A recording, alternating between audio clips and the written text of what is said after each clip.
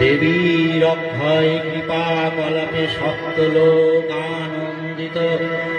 প্রথম কল্পে দেবী কাত্যায়নী কাত্যায়নী অষ্টাদর ভুজা উগ্রচণ্ডা রূপে মহিষমর্দন করেন। দ্বিতীয় ষোড়শ ভুজা ভদ্রকালীর হস্তে মর্দিত হয় মহিষ।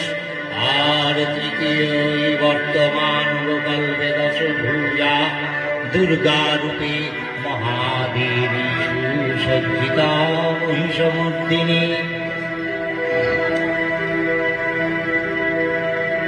শ্রী শ্রী চণ্ডিকা গুণান্বিতা গুণময়ী সগুণমস্থায় দেবী চণ্ডিকা অখিল বিশ্বের প্রকৃতি স্বরূপিণী।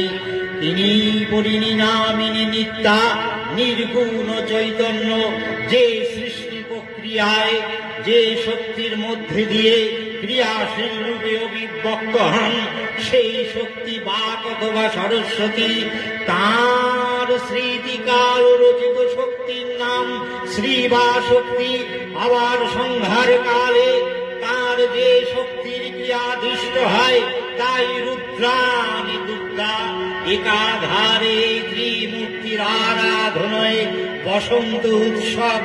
এই ত্রিমূর্তির পূজায় আরতিতে মানব জীবনের কামনা সাধনা সার্থক হয়, চতুর্বর্গ লাভ করে মর্ত্যলোক। ঐশ্বর্যময়ী দেবী নিত্যা হয়েও বারংবার আবির্ভূত হন। তিনি জগৎকে রক্ষা ও প্রতিপালন করেন। দেবীর করুণাসীম বিধাত্রীর বরদার করুণার পূর্ণে বিশ্ব নিখিল বিমোহিত।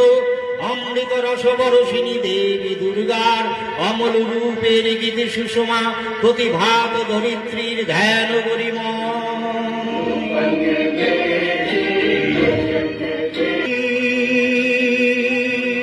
মহাদেবী দুর্গার চরণে চিরন্তনী ভৈরবীতে ধ্যানলতা পূজারী ভৈরবীতে গীতাঞ্জলি প্রদান করি ধন্য হলেন।